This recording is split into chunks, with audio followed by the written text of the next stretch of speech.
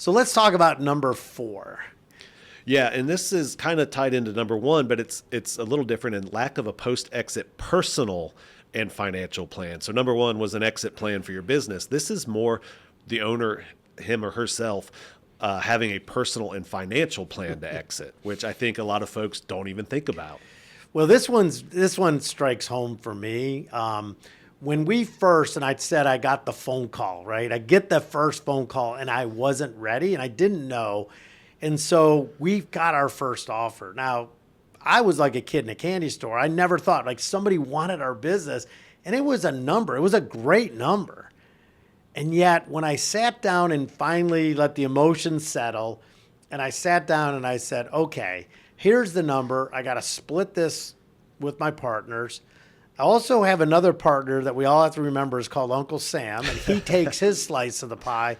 And when I looked at it, I was like, I can't retire on this, right? Because there's something called in the personal rule, the 4% rule. And basically it says whatever you have in the bank, you have to live on 4%. And so let's just say at the end of the day, the number comes out to $5 million. The 4% rule says that 4% of $5 million is $200,000. That means if you want to retire and not run out of money, you have to live on 4%. And I don't think people think through that number. They think, oh my gosh, $5 million is so much money. Yet when we do the 4% rule with them, they're like, and I went through that mental gymnastics and I was like, well, crap, I'm going to sell my business and I still got to go back to work.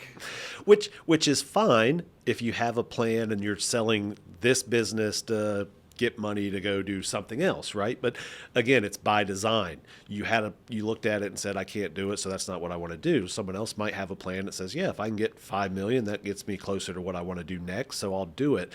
Again, you're doing it not by chance, you're doing it by design. Right. And I've seen a lot of people in their personal life and their personal have saved money over time. So yes, they get money from the company, but they've also put other money aside, which then equals maybe twice that. And now they're like, okay, that makes sense. Yeah. And I think the personal plan is one that gets overlooked. Everyone's, oh, I'll just go play golf, right? Or I'll do whatever I want. That's the one you hear. What are you going to do? That's the great thing about retirement. Whatever I want. That's great for a few months, I think. But when you've been putting 50, 60 hours into something 20 years, you know, how many rounds of golf until you're like, okay, right, I'm kind of tired of playing golf. So having that personal plan of what you're going to do next, whether it be start another business like you're doing, or if it's, hey, we're going to travel around or whatever, just having that plan will help you focus on your goals and what you might need to. Yeah, I mean, this is one of the hardest ones because the financial number is easy. It's just math, right? At the end of the day, we can talk about return on investments. We can talk about the market, what's going on. But it is the 4% rule is just simple math. And I think we've talked about the wealth gap, where the wealth gap is what do I need to retire on and what do I have? So if I had 5 million, but I need 10 million, there's a 5 million wealth gap. Somehow I have to make that up. So that's simple math. I think the personal one gets interesting because even when we start to exit our business, to actually think like we're going to have a plan, I think it's tough.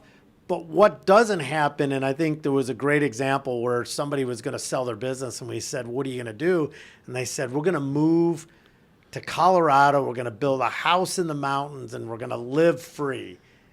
And we're like, have you ever lived out in the mountains? No. Have you ever lived where you had no neighbors? No.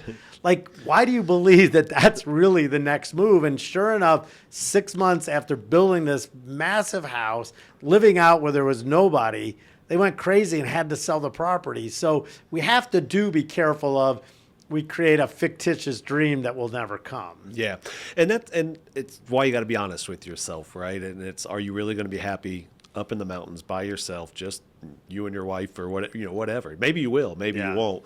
But again, the value is in the planning, right? Plans change, you may not end up, but just sitting down and asking the questions, I think really, really helps you get prepared for it. I was actually, somebody gave me a book about this called The Second Mountain. And so I think as we sit down as owners, we need to start thinking about this when really our first mountain is building our business, right? We sacrifice almost everything to build this business. We go all in. We work 60, 70 hours a week. We face the stress. And when we sell, we've conquered that mountain. The question always is what's that second mountain? What was it, whether it's charity work, whether it's give back, it's mentoring. I think there is something to think about that second mountain. And it was a real gift to me. And, for me, it was to continue writing, to work with friends and family. And so, yeah, I think you have to look at that. Good. And number